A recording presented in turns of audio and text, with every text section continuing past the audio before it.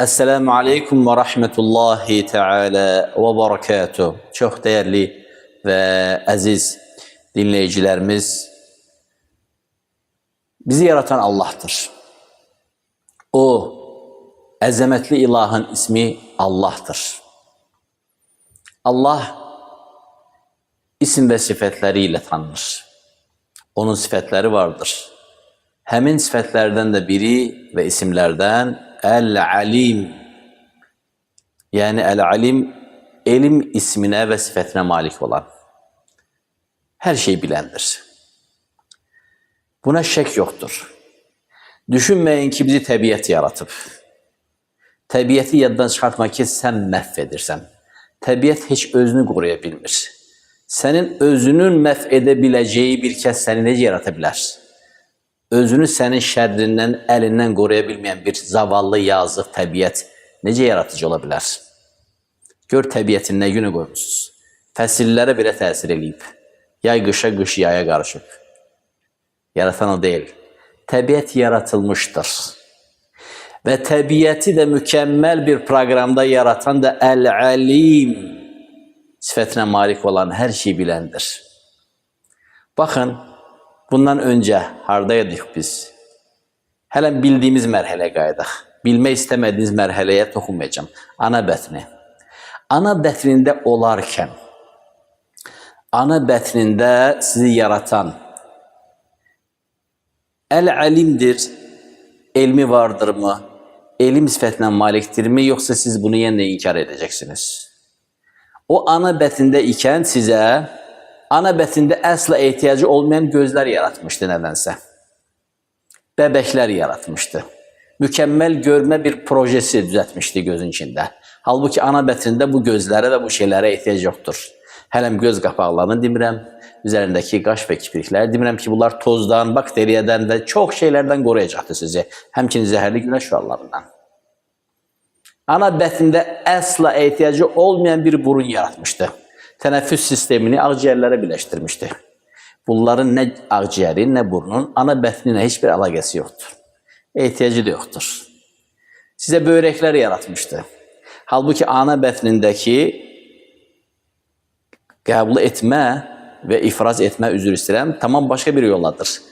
Ana bətninin içine bağlı olan bir xortum, göbək xortumuna bağlıdır.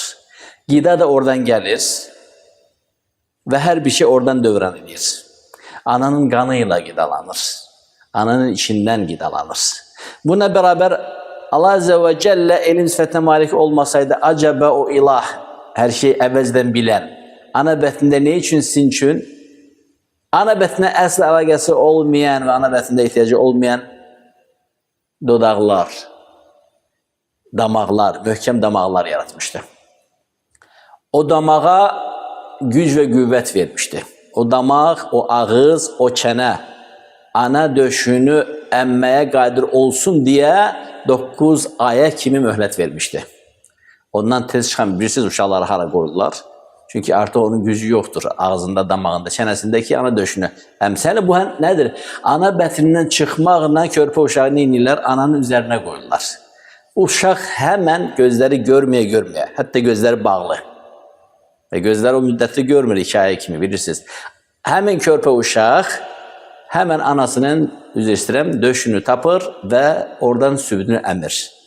Ve bir neçə ay müddətində onun süddən başqa heç bir qidası olmaz. Onun mayesi de, yemeği de, qidası da süddür. Acaba o döşü tapmaq ağzı vasitəsilə, gözü görmeden ve onu, o südü oradan sormaq, əmmək elmini ona kim öğretmiş? Orada ders mi keçdi, təlimat mı keçdi?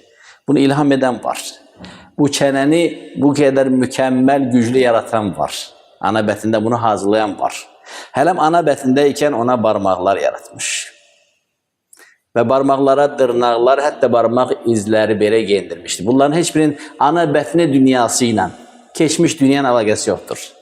O gelecek dünya, o dünya ki buna artık geldik çıktık, bu müsibət dünya, bu fitne dünya, bu bela dünya, Allah'ı asanlıkla inkar eləyən terbiyesiz ve Allahsız ve möhlət dünyası buna deyirlər. Elə belə möhlət dünyası demirlər, istediğinizi eləyin.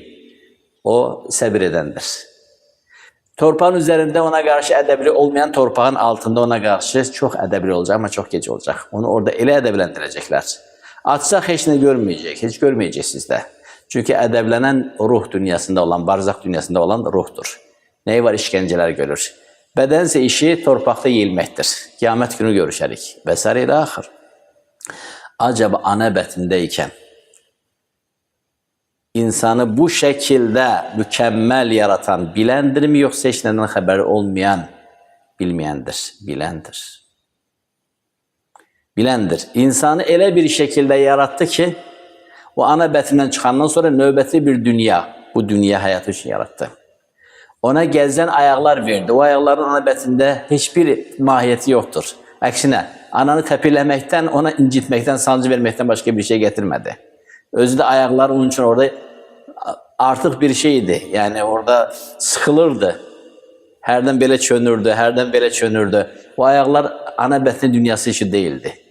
Gelecek üzerine çıkacak o dünya içiniydi. Bu ışıklı dünya içiniydi. Eller yarattı. O ellerin ana betninle hiçbir alakası yoktur. Ana betni dünyasına lazım değil.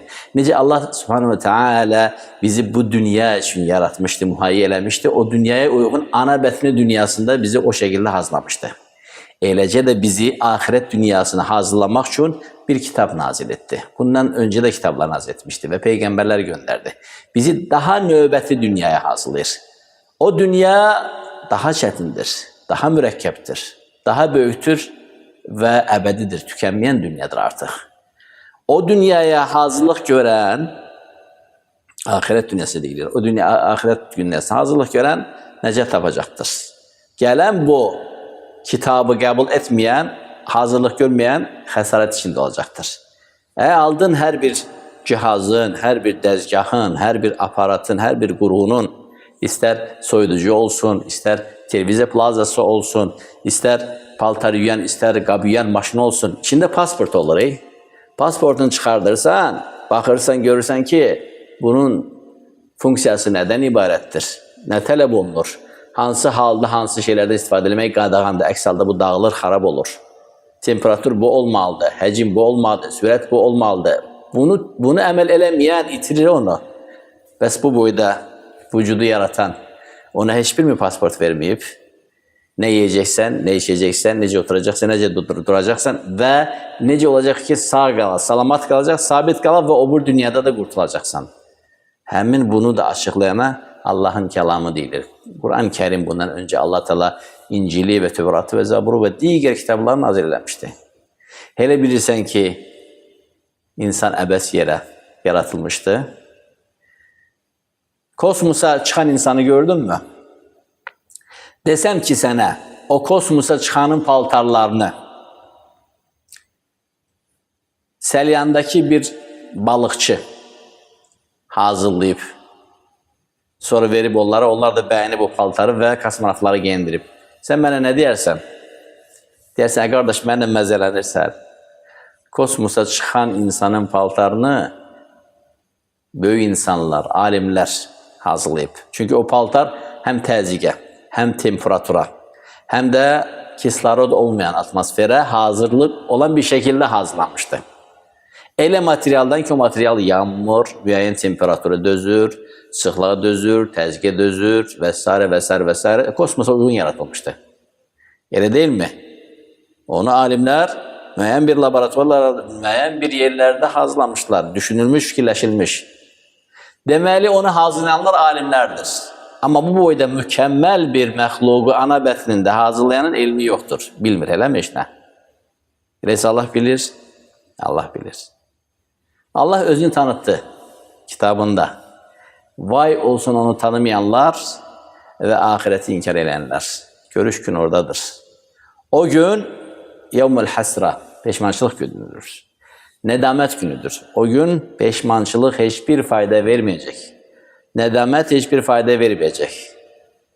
Bu dünya mühlet dünyadır. Mühlet dünyasıdır. Bu dünyada ne istesen danışabilirsin. Targovun yükselerine çıkıp mikrofonda ağzına geleni, İzzet ve Celal sahibinin şanına istediğini söylürsen bunları. Uffetmeden, ne göyden başına bela gelir, ne ayağının altından yer açılır. Niye göre? وَلَا تَحْسَبَنَّ اللّٰهَ غَافِلًا عَمَّ يَعْمَلُ الظَّالِمُونَ. Allah'ın zalimlerin ettiklerine karşı gafil olmağını düşünme. İnneme yuakhiruhum liyevmin teşhasu fihil absar. O mühlet vermişti. Tehire salmıştı azabı, ikabı, terbiyeni o güne mühlet verip saklamıştı. Hansı güne? O gün dehşetinde onların gözleri bərələcəkdir, tersine çevrilecektir. Dehşetten, vəhşetten, hadisenin böyüklüğünden. Qəlbləri qorxularından yerindən qopup xirtlərin yerində oturacaqdır. Qəlbin yeri boş qalacaqdır. Və əfidətuhum həvə. O dəhşətli gün fayda verməyəcəkdir. Bu dünyada istediğini danışa bilərsən, istediğini yedə bilərsən, istediğini içə də bilərsən, istediğini edə bilərsən. İstəmirsən, tanıdığın ilahını tanımaq, subhanallah, insan da onu yaratana karşı bu kadar mı saygısız, edepsiz, bu kadar mı nankör olamaz? Kelle innel insane leyatqa. Amma xeyr, insanoğlu həqiqətən həddini aşar. Özünü artıq heç nəyə ehtiyaclı zənn etdikdə, ehtiyaclığı görməyəndə, özünü zəngin görəndə, heç nəyə möhtac olmadığını hiss eləyəndə. İnnel insane lekefurun mubin. Həqiqətən insan apaçıq bir nankördür. Diğer ayet-i kerimde həqiqətən insan Rabbine karşı çok nankördür. Doğrudan dəhşət bir şeydir. Bu koskoca güneşi sənə görə yaratıb. Güneş sənə görə işləyir, çalışır. Şualarıyla, gecəni gündüzlü bir-birinə çevirməklə.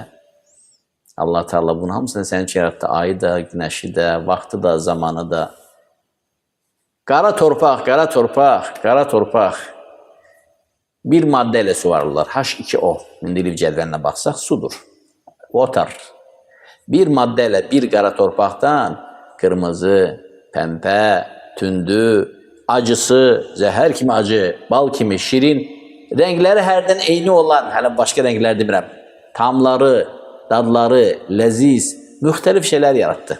Bax, kırmızı biber hara, kırmızı pomidor hara, kırmızı gilas hara. Renkleri başka, tamları başka. Hələ renklerini değiştirsək, biri sarı, biri kırmızı, biri kavalı, biri alça. Ağız damağındaki olan bütün zövqlərə uyğun hər bir şeyi artıqlaması ilə əta etdi, Rabbim yarattı. Bir dənə su, H2O, bir dənə suyla, bir dənə torpaqdan bir-birinə bənzəməyən tamı, dadı, ləzzəti, çeşidi, rəngi, halı, əhvalı, sifəti, keyfiyyəti bir-birinə bənzəməyən meyvələr və tərəvəzlər. Çörəyi də torpaqdan çıxardırsan, ay nankör insan, nə tez yaddan çıxartdın? Buğda, sonra una çevirirsən, sonra su ilə qatırsan, sonra xəmir edirsən, odu da o sənin üçün yaratıb ram elədi. Ondan faydalanıb və ondan Allah'ı zikir edib ahirətdən qorxasan deyə. Gör, yeməkləriniz hardan çıxır? Süfrənizə bir baxın, hardan gəlir bu nimətlər? Bunları sənə kim ilham etdi, kim öğretti? Hardan bunlar gəldi? Bunlar hamısı əl-əlim, elm sifətinə malik olan, hər şeyi bilən tərəfindən sənə ilham edildi. Allemel insane ma lem ya'lem Kur'an ifadesiyle ve insana bilmediklerini öğreten odur. Allahu Ekber. Gör sənə nələr etdi. Səni şərif etdi, şərif, hörmətli, izzətli. Öz sifətlərindən sənə verdi. Əl-alim sifəti.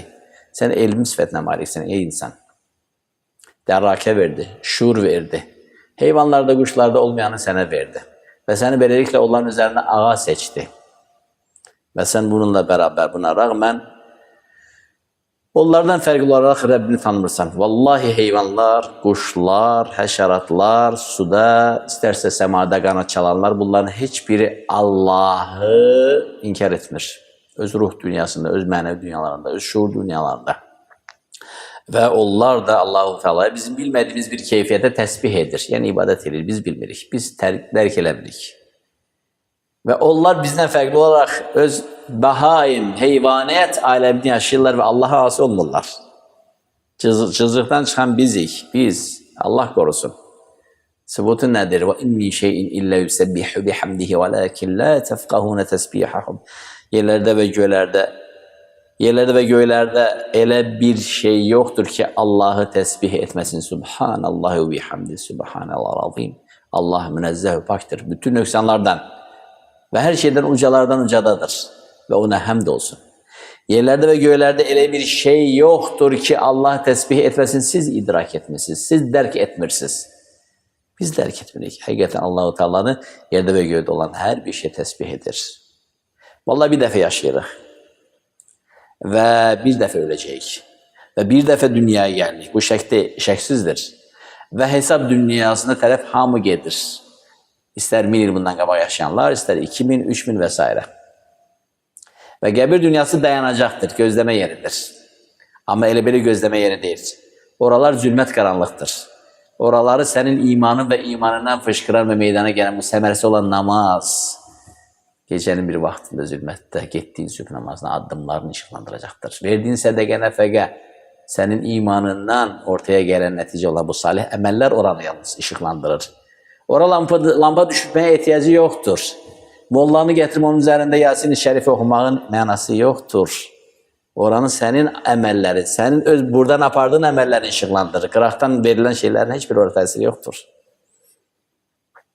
Sen orada salih işlerine nur dünya, öz zülmət dünyayı nurlandırmalısan. Qəbirlər zülməttir. Zülmət olması bəs değil.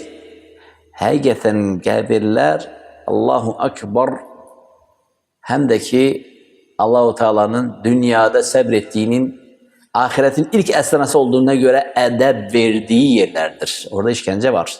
İnne ledeyne enkâlen ve cehîme ve ta'âmen zâ gussatin ve azâben alîme. Bizim yanımızda zencirler, bizim yanımızda kandallar, bizim yanımızda demir topuzlar vardır. Bunlar hamısı qəbirdedir. Çünkü ahiret artık oradan başlayır. Ona göre Osman İbni Affan deyir ki, çünkü qəbir ahiretin ilk esnasıdır. Kim orada kurtularsa bundan sonra daha asan olacaktır. Qəbir dünyasından sonra gelen daha asan olacaktır. Kim orada kurtulmazsa bundan sonra gelenler daha beter olacaktır. Həmçinin hadis-i şerifte Allah Nebisi sallallahu aleyhi ve sellem buyurur ki, qəbirdən daha qorxusu yox, daha beteri yoktur. Niye göre? Çünkü qəbirə sen qoyulanda tek qoyulacaqsan. Qəbrə qoyulanda tek qoyulacaqsan ve orada tek qalacaqsan. Orada ne mərhəmətli ana yoktur, ne şəfqətli ata yoktur, ne əziz balan, ne kızın, oğlun yoktur. Ne uşaqların, ne evlatların yoktur. Hamı səni terk edip gelecek. Orada tek kalacaksan. Zülmət qaranlıqda üstü örtecekler. Ve bundan sonra hesap başlayacaktır. Əzab ve işkence başlayacaktır. Sen orada elə gözəl ədəbləndirəcəklər ki, dünyada ettiğin her bir şeye göre. Necə burada asanlıkla danışırdın istediğini. Danış, istediğin kadar danış. Ama bir ki hesap vardır. Allah subhanahu teala muhafaza eylesin dünya ve ahirette. İmanda bizi sabit kadem eylesin. Ve bizi sefehlerin şerrinden ve dilinden korusun. Bizi nura, Allah'a çağıran hudatul muhtedin etsin. Hâdâ ve sallallahu ve sellim ala nebine Muhammed ve ala alihi ve sahbihi ecma'in.